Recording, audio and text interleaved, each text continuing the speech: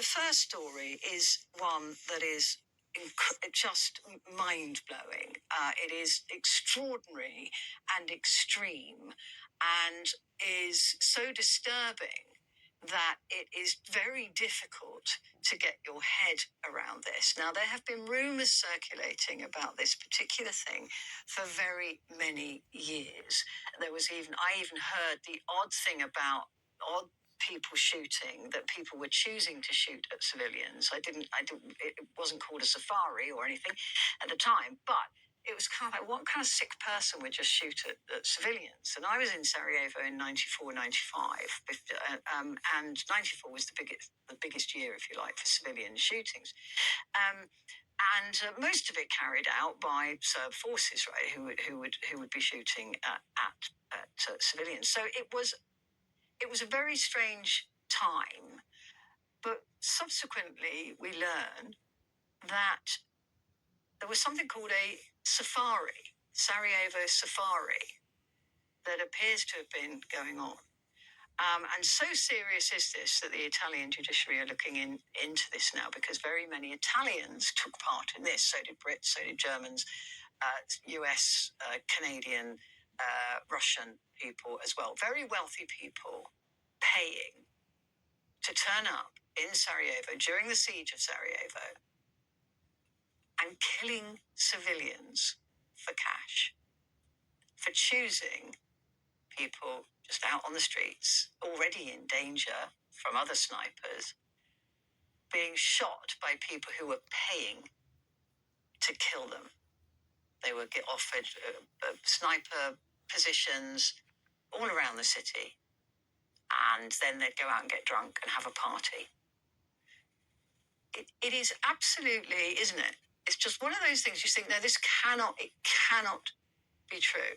It just can't be. Surely there isn't that level of depravity in the world.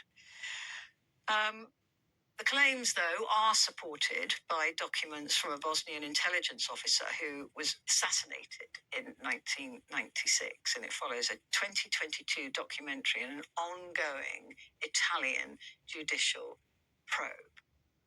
And we're talking about it because there's a new book out by a journalist, an investigative journalist called Domagoj Marjetic. So I'm sorry if I butchered that, but it's a very difficult language. He makes claims that during the 1990 siege of Sarajevo, wealthy European tourists, including Britons and Italians, paid to join Serbian snipers in targeting civilians, competing to kill those they deemed the most beautiful. What does that tell you? Well, let's get our heads around that seriously. To shoot civilians for entertainment. Rich foreigners paid money to travel into a war zone and shoot at civilians for entertainment. It has an article looking at an investigation into alleged sniper tourism during the Bosnian War. A jaw-dropping claim that rich foreigners paid to shoot humans in Sarajevo in the 1990s, when the city was in the middle of a violent and chaotic military blockade, has sparked an investigation by Italian prosecutors. The stunning allegations come from an Italian writer who alleged he had uncovered evidence that wealthy gun enthusiasts, dubbed sniper tourists, would pay Bosnian Serb forces for the chance to gun down residents at random during the 4-year siege of the city, The Guardian reported.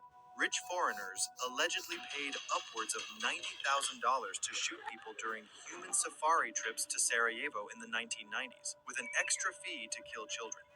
There were Germans, French, English, people from all Western countries who paid large sums of money to be taken there to shoot civilians, said Ezio Gavazzani, the investigative writer. There were no political or religious motivations. They were rich people who went there for fun and personal satisfaction.